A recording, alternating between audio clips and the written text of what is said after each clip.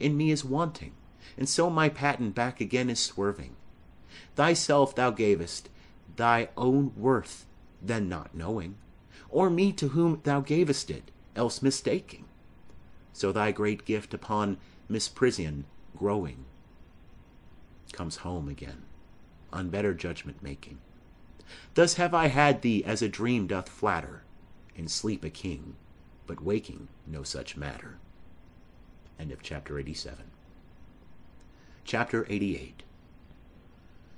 When thou shalt be disposed to set me light, and place my merit in the eye of scorn, upon thy side against myself I'll fight, and prove thee virtuous, though thou art forsworn. With mine own weakness being best acquainted, upon thy part I can set down a story, a faults concealed wherein I am attained, that thou in losing me shalt win much glory, and I by this will be a gainer too. For bending all my loving thoughts on thee, the injuries that to myself I do, doing thee vantage, double vantage me. Such is my love, to thee I so belong, that for thy right myself will bear all wrong. End of chapter 88. Chapter 89. Say that thou didst forsake me for some fault, and I will comment upon that offence. Speak of my lameness, and I straight will halt against thy reasons, making no defence. Thou canst not, love, disgrace me half so ill, to set a form upon desired change, as all myself disgrace, knowing thy will. I will acquaintance strangle and look strange. Be absent from thy walks, and in my tongue thy sweet beloved name no more shall dwell, lest I, too much profane, should do it wrong, and haply of our old acquaintance tell. For thee against myself I'll vow debate, for I must ne'er love him whom thou dost hate. End of chapter 89. Chapter 90. Then hate me when thou wilt, if ever now, now while the world is bent my deeds to cross, join with the spite of fortune, make me bow, and do not drop in for an after loss. Ah, do not, when my heart hath scaped this sorrow, come in the rearward of a conquered woe. Give not a windy night a rainy morrow to linger out a purposed overthrow. If thou wilt leave me, do not leave me last, when other petty griefs have done their spite. But in the onset come, so shall I taste at first the very worst of fortune's might, and other strains of woe which now seem woe, compared with loss of thee, will not seem so. End of chapter 90. Chapter 91. Some glory in their birth, some in their skill, some in their wealth, some in their body's force, some in their garments, though new-fangled ill, some in their hawks and hounds, some in their horse, and every humour hath his adjunct pleasure, wherein it finds a joy above the rest, but these particulars are not my measure. All these I better in one general best. Thy love is better than high birth to me, richer than wealth, prouder than garments costs, of more delight than hawks and horses be. And having thee, of all men's pride I boast, wretched in this alone, that thou mayest take all this away, and me most wretched make. End of chapter 91. Chapter 92. But do thy worst to steal thyself away, for term of life thou art assured mine, and life no longer then thy love will stay, for it depends upon that love of thine. Then need I not to fear the worst of wrongs, when in the least of them my life hath end. I see a better state to me belongs, than that which on thy humour doth depend. Thou canst not vex me with inconstant mind, since that my life on thy revolt doth lie. Oh, what a happy title do I find, happy to have thy love, happy to die. But what's so blessed fair that fears no blot? Thou mayest be false, and yet I know it not. End of chapter 92. Chapter 93. So shall I live, supposing thou art true. Like a deceived husband, so love's face may still seem love to me, though altered new, thy looks with me, thy heart in other place. For there can live no hatred in thine eye, therefore in that I cannot know thy change. In many's looks the false heart's history is writ in moods and frowns and wrinkles strange. But heaven in thy creation did decree that in thy face sweet love should ever dwell.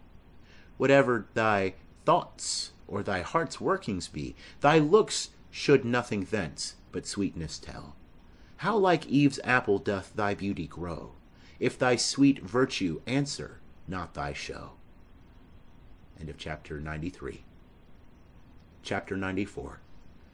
They that have power to hurt, and will do none, that do not do the thing they most do show, who moving others are themselves as stone, unmoved, cold, and to temptation slow. They rightly do inherit heaven's graces, and husband nature's riches from expense. They are the lords and owners of their faces, others but stewards of their excellence. The summer's flower is to the summer sweet, though to itself it only live and die. But if that flower with base infection meet, the basest weed outbraves his dignity. For sweetest things turn sourest by their deeds. Lilies that fester smell far worse than weeds. End of chapter 94. Chapter 95. How sweet and lovely dost thou make the shame, which, like a canker in the fragrant rose, doth spot the beauty of thy budding name. Oh, in what sweets dost thou thy sins enclose, that tongue that tells the story of thy days, making lascivious comments on thy sport, cannot dispraise, but in a kind of praise, naming thy name, blesses an ill report. Oh, what a mansion have those vices got, which for their habitation chose out thee, where beauty's veil doth cover every blot, and all things turns to fair that eyes can see. Take heed, dear heart, of this large privilege. The hardest knife ill used doth lose his edge. End of chapter 95. Chapter 96. Some say thy fault is youth, some wantonness. Some say thy grace is youth and gentle sport. Both grace and faults are loved of more and less. Thou mak'st faults graces that to thee resort. As on the finger of a throned queen, the basest jewel will be well esteemed. So are those errors that in thee are seen, to truths translated and for true things deemed. How many lambs might the stern wolf betray, if like a lamb he could his looks translate? How many gazers mightest thou lead away, if thou wouldest use the strength of all thy state? But do not so. I love thee in such sort, as thou being mine, mine is thy good report. End of chapter 96. Chapter 97. How like a winter hath my absence been from thee, the pleasure of the fleeting year! What freezings have I felt, what dark days seen, what old December's bareness everywhere! And yet this time removed was summer's time, the teeming autumn big with rich increase, bearing the wanton burden of the prime, like widowed wombs after their lord's decease. Yet this abundant issue seemed to me but hope of orphans and unfathered fruit. For summer and his pleasures wait on thee, and thou away, the very birds are mute. Or if they sing, 'tis with so dull a cheer that leaves look pale, dreading the winter's near. End of chapter 97. Chapter 98. From you have I been absent in the spring, when proud-pied April, dressed in all his trim, hath put a spirit of youth in everything, that heavy Saturn laughed and leaped with him. Yet nor the lays of birds, nor the sweet smell of different flowers in odor and in hue, could make me any summer story tell, or from their proud lap pluck them where they grew. Nor did I wonder at the lilies white, nor praise the deep vermilion in the rose. They were but sweet, but figures of delight, drawn after you, you pattern of all those.